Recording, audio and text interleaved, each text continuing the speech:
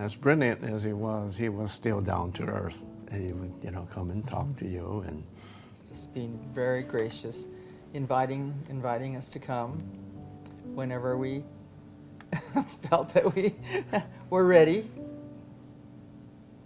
And it wasn't a long visit, but it was just so.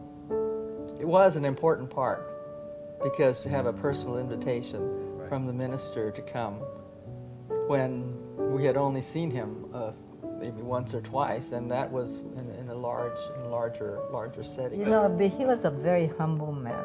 Yeah. Because I remember when we were at North Gardena. Yeah. There was a little bathroom right next to his office, and I go into the office to get something, and he would be mopping the bathroom. And I thought, wow, he's the minister, he's mopping the bathroom. Oh, I thought he was a hard worker. And I heard that many times during the week, he would be cleaning, the church and the yard area and all. And I guess there just wasn't enough members who were able to go and do that. Everybody was working too. We were all young at that time. But he was a hard worker, and he went around trying to find people to come to our church. And like I said, I guess he worked real hard to find people, to recruit people for visitations. And he had this phone book that listed not just by name, but from the street address. And so from that, he got a lot of the names of all the people that lives in that Gardena area. That's how the Gardena Church got started.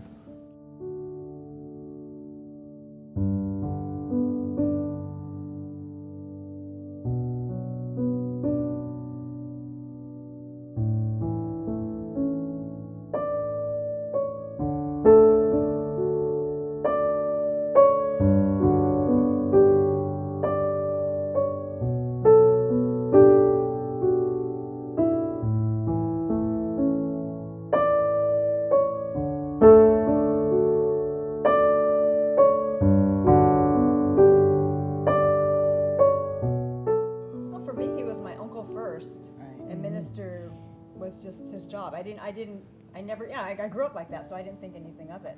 And they kind of raised me through elementary school, because my mom would drop me off, because she'd have to go to work.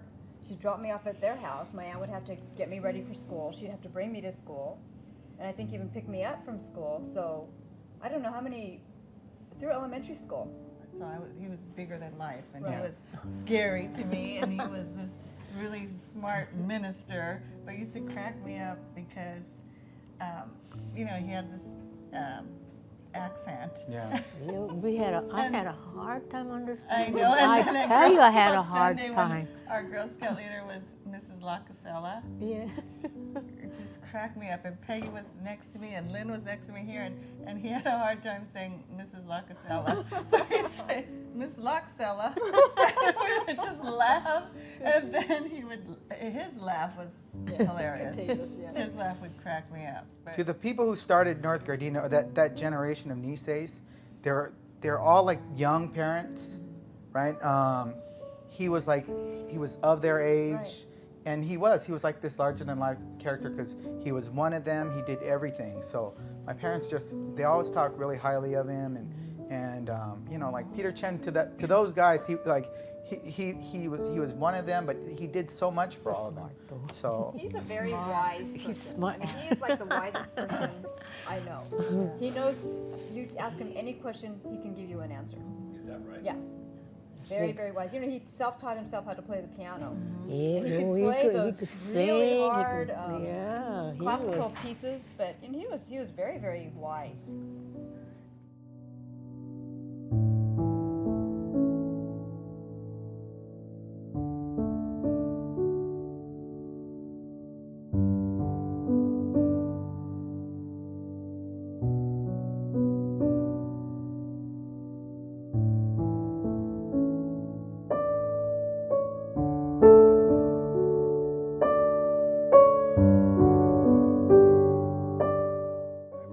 chance to talk with him, and we talked about congregational transition between generations. And he said that is of concern, especially with the Methodist Church, of the older generation transferring to the younger generation. He said that always, if it isn't done smoothly, you know, I think the church will not grow.